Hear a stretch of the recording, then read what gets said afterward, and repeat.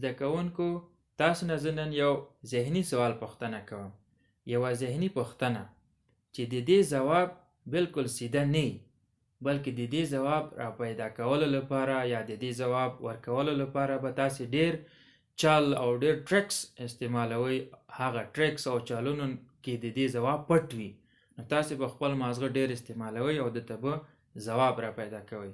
خو تاسو ته د دې سوال ځواب را پیدا کولو لپاره صرف 10 ثانیې وخت ده، 10 سکنډه.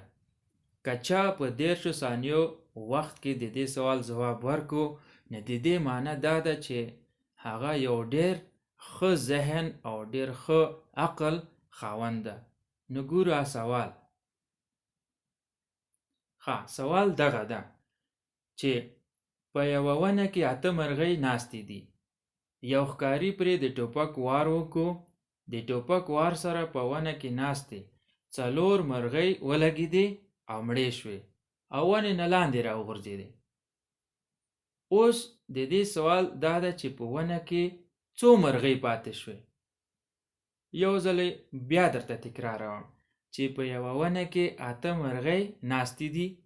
یو ښکاري راغلو او ټوپک سره په دې ونه کې په دې مرغیانو باندې وار وکړو. نو وار سره په دې ونه کې 4 مرغۍ ولګېدې او لاندې راوغورځېدې. اوس د دې سوال دا ده چې په ونه کې څو مرغۍ پاتې شوې. نو ستاسې وخت دا شروع کیږي.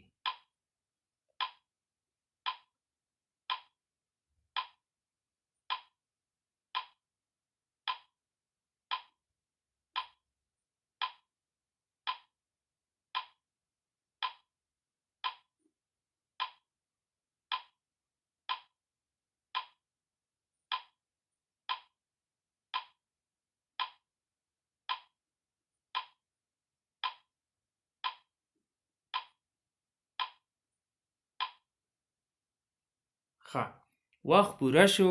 که چا د دې ځواب ورکړی وي، نو هغه به ډېر تکړه او ډېر ښه ذهن خاوند وي، او که چا ځواب نه ده ورکړی، نو هغه دلته اوس ځواب موندلی شي. نو سوال و چې په یوه ونه کې 8 مرغۍ ناستې دي. یو ښکاري راغلو، د ټوپک وار یې وکړو. د وار نه پس هغه کې 4 مرغۍ ولګېدې او 4 واړه لاندې راوغورځېدې. اوس په ونه کې څو مرغۍ پاتې شوې؟ نو ځواب یې دی یوه هم نه. په ونه کې یوه مرغۍ هم پاتې نه شوه، ځکه چې د ټوپک وار سره 4 مرغۍ خو ولګېدې، خو په ونه کې چې نور 4 ناستې وې، هغه د ډاره والوتلې، لاړلې ونې. په دې سوال کې یو څو لغات دي، هغه د انګلیش او د پښتو معنا زه تاسو ته وایم. دې سره تاسې معلومات به هم زیات شي او تاسې د انګلیش وکیبلري به هم لږ ښه شي. اوله دا ونه. ونه دا ونې ته انګلیش کې ټری وایي. ټری، ونه. برډ، مرغۍ. هانټر، ښکاري یا ښکار کوونکی.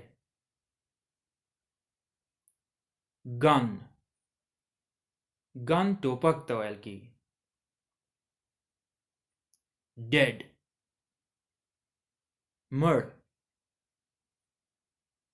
ناو، اوس. کوېسچن، سوال یا پوښتنه. آنسر، ځواب. بیکاز، ځکه. فلای، الوتل. هاو، څنګه. دا words meaning وو یا د لغاتو معنا و پښتو کې. دا پښتو ده او دا انګلیش دی. تاسو به ډېر په دې کې یاد هم وي، خو بیا هم ټری ته ونه ویل کېږي پښتو کې، او مرغۍ ته برډ، ښکاري ته یا ښکار کوونکي ته هانټر، ټوپک ته ګن، مړ ته dead اوس. now سوال question جواب answer ځکه because الوتل fly څنګه how. دا words meaning وو.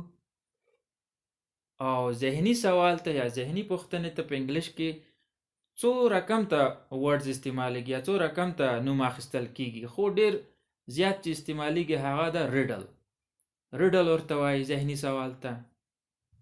brain puzzle، brain teaser، mind puzzle داسې words هم ورته استعمالیږي یو ذهني سوال لپاره.